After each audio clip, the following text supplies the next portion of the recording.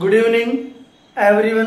आज हम देखते हैं ह्यूमन रिप्रोडक्शन 12th क्लास का एक चैप्टर है, उसका टॉपिक है प्लेसेंटा। अब देखो प्लेसेंटा को हम क्या बोलते हैं? अपरा भी बोलते हैं। अब देखो प्लेसेंटा या अपरा होता क्या है? देखो नाभिक रज्जु के द्वारा भ्रूण से जुड़ा हुआ होता है। कौन? अपरा या प्लेसेंटा। और देखो जो प्लेसेंटा या अपरा होता है ना, इसका काम क्या होता है? देखो भ्रूण को ऑक्सीजन प्रदान करना एवं पोषण पदार्थों की आपूर्ति प्रदान करना, ठीक है। और क्या करता है ये? कार्बन डाइऑक्साइड एवं जो भ्रूण के द्वारा उत्पन्न अपशिष्ट पदार्थ होते हैं, यानी कि भ्रूण के द्वारा जो उत्पन्न अपशिष्ट पदार्थ होते हैं उनको बाहर निकालने का काम कौन करता है? प्लेसेंटा करता है।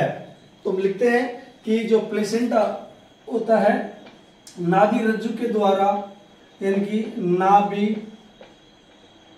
रज्जु के द्वारा भ्रूण से जुड़ा होता है। नाभि रज्जु के द्वारा भ्रूण से जुड़ा होता है। भ्रूण से जुड़ा होता है, जुड़ा होता है। और आगे देखो जो ये प्लेसेंटा होता है ना, प्लेसेंटा जिनकी अपरा, ये क्या करता है? भ्रूण को ऑक्सीजन एवं इनकी भ्रूण को ऑक्सीजन की आपूर्ति,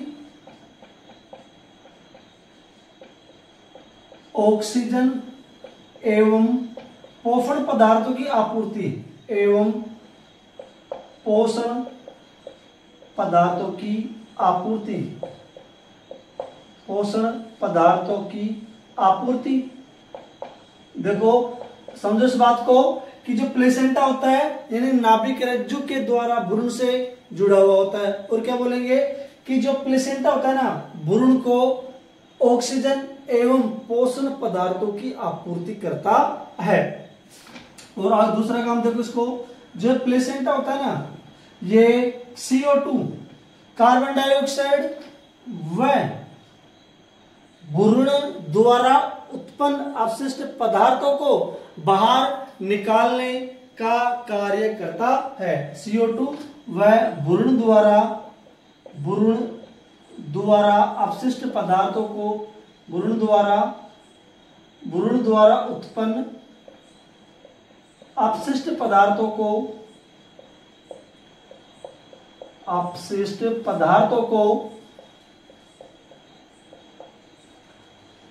अपशिष्ट पदार्थों को बाहर निकालने का कार्य करता है। अपशिष्ट पदार्थों को बाहर निकालने का कार्य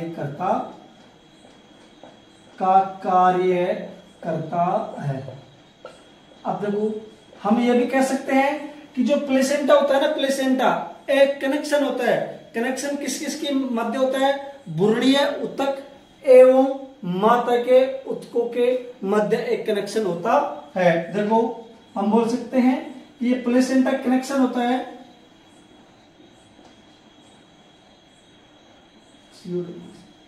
कनेक्शन होता है किस किस के मध्य होता है? भ्रूण के ऊतक यानी कि भ्रूणीय ऊतक तथा माता के ऊतकों के मध्य, यानी कि भ्रूणीय ऊतक तथा माता के ऊतकों के मध्य, तथा माता के ऊतकों के मध्य, माता के ऊतकों के मध्य। देखो प्लेसेंटा क्या होता है? नाभि रज्जु के द्वारा भ्रूण से जुड़ा हुआ होता है। और क्या होता है? जो अपरा या प्लेसेंटा होता है ऑक्सीजन प्रदान करता है एवं और क्या करता है? जो पोषण पदार्थ होते हैं उसकी आपूर्ति, CO2 को बाहर निकालना एवं भ्रूण के द्वारा जो उत्पन्न अपशिष्ट पदार्थ होते हैं उनको बाहर निकालने का कार्य भी करता है। और एक कनेक्शन की तरह कार्य करता है। कनेक्शन की तरह कैसे? कि भ्रूणीय ऊतक तथा माता के ऊतकों के मध्य, यानी दोनों को जोड़ने का काम कौन करता है? प्लेसेंटा या अपरा करता है। अब इसे आगे देखते हैं कि जो प्लेसेंटा होता है ना, एंडोक्राइन टिश्यू की तरह कार्य करता है। किसकी तरह कार्य करता है? एंडोक्राइन टिश्यू की तरह। एंडोक्राइन टिश्यू की तरह कार्य करता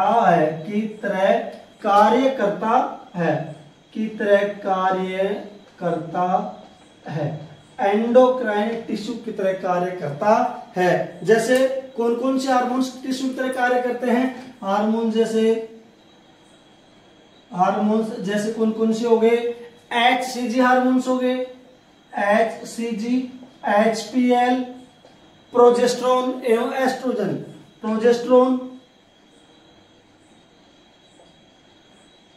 प्रोजेस्टेरोन व एस्ट्रोजन।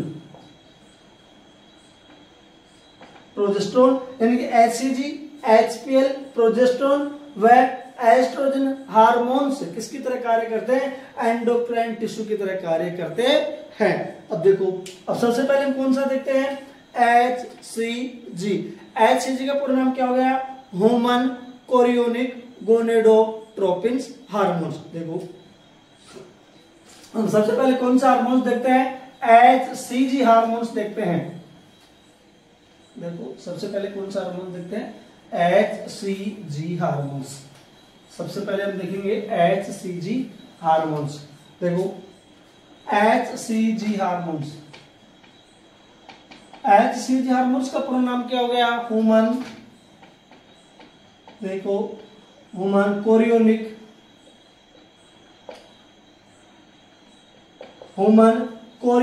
गोनेडोट्रोपिन्स।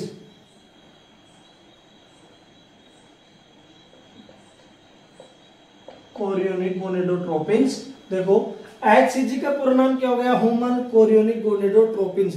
अब देखो, जो ये हार्मोन्स होता है ना, ये हार्मोन्स किसमें काम करता है? यानी कि प्रेगनेंसी टेस्ट में इसका यूज करते हैं। किसमें यूज करते हैं इस हार्मोन्स को? प्रेगनेंसी टेस्ट में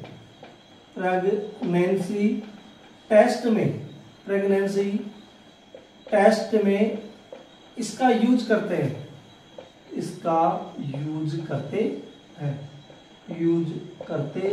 किसमें? यानी कि प्रेगनेंसी टेस्ट में इसका यूज करते हैं। अब देखो, इसका कार्य देखो, ये कार्य क्या करता है?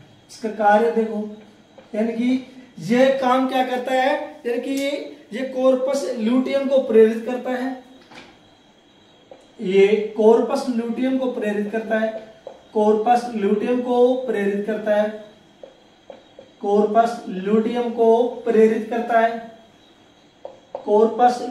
को क्या करता है? प्रेरित करता है, ताकि कॉर्पस ल्यूटियम को प्रेरित करता है ताकि एस्ट्रोजन और प्रोजेस्टेरोन नियमित रूप से फैलता रहे। ताकि एस्ट्रोजन व प्रोजेस्टेरोन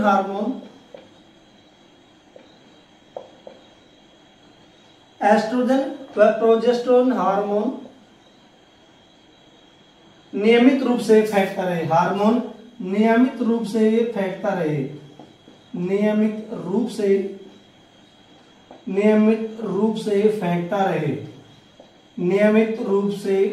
फेंकता रहे। ध्यान रखना, एस्ट्रोजन और प्रोजेस्टेरोन हार्मोन नियमित रूप से फेंकता रहे और प्रेगनेंसी को बनाए रखे। प्रेगनेंसी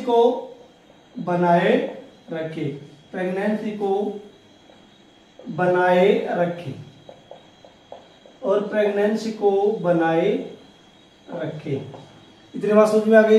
और देखो, अब दूसरा हार्मोन कौन सा आ जाता है? HPL hormones. कौन सा आ जाता है?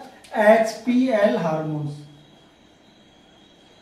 इतनी बात समझ में आ गई कि जो HCG हार्मोन्स होता है, ह्यूमन कोरियोनिक गोनेडोट्रोपिन्स, ये प्रेगनेंसी टेस्ट में क्या करते हैं? इसका यूज करते हैं। अब इसका कार्य देख लो, ये कॉर्पस ल्यूटियम को क्या करता है? प्रेरित करता है, ताकि एस्ट्रोजन और प्रोजेस्टेरोन हार्मोन्स नियमित रूप से फेंकता रहे और प्रेगनेंसी को बनाए रखे। अब HPL का पूरा नाम देख लो, ह्यूमन प्लेसेंटा लैक्टोजन। देखो human placenta, human placenta lactogen, lactogen, human placenta lactogen. अब देखो ये काम क्या करता है, रुधिर में ग्लूकोज और अमीनो अम्ल की मात्रा को बढ़ा देता है। देखो ये काम क्या करता है, यानी कि रुधिर में ग्लूकोज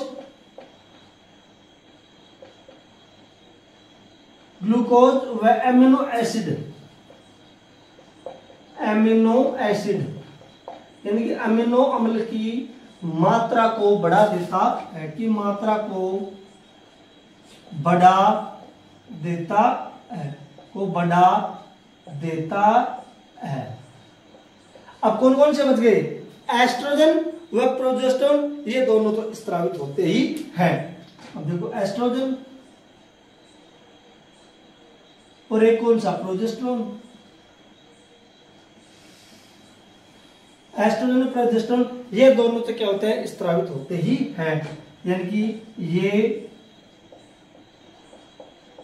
दोनों तो स्रावित होते ही हैं, स्रावित होते ही हैं। ध्यान रखना। और ये क्या करते हैं, एस्ट्रोजन और प्रोजेस्टेरोन ये लिख रखा है, यानी कि ये प्रेगनेंसी को बनाए रखते हैं। कौन कौन से हार्मोन, एस्ट्रोजन और प्रोजेस्टेरोन हार्मोन से दोनों क्या करते हैं, स्रावित होते हैं और प्रेगनेंसी को बनाए रखते हैं। इतना समझ में आ गया। अब आगे देखो, अब आगे नोट करके लिखते हैं कि HCG व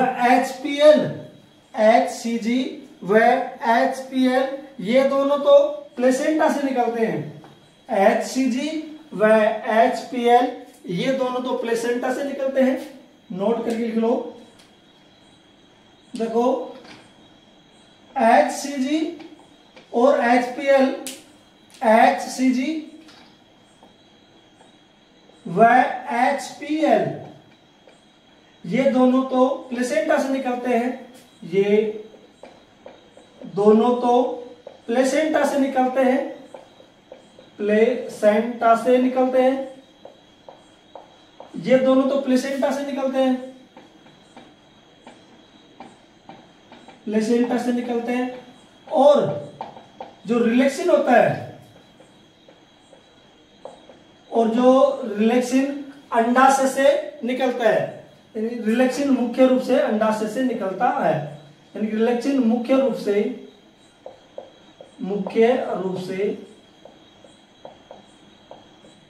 अंडाशय से निकलता है, अर्थात कॉर्पस ल्यूटेम के अंडाशय से निकलता है। अब देखो एक दूसरा नोट लिखते हैं हम, एक दूसरा नोट देखो, HCG, HPL और रिलेक्सिन, HCG, ये HCG, HPL और ये रिलेक्सिन केवल कब निकलते हैं, महिला जब प्रेग्नेंट होती है, यानी महिला जब प्रेग्नेंसी होगी तो ये क्या होते हैं, स्रावित होते हैं। लिख लो, यानी कि HCG व HPL तथा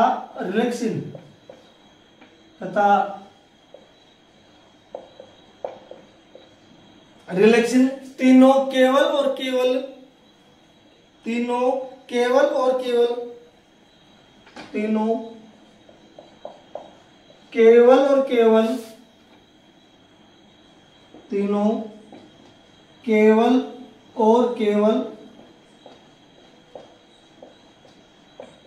प्रेगनेंसी में ही स्रावित होते हैं, में ही स्रावित होते हैं, प्रेगनेंसी में स्रावित होते हैं। प्रेगनेंसी में स्रावित होते हैं और सामान्य महिलाओं में स्रावित नहीं होते, सामान्य महिलाओं में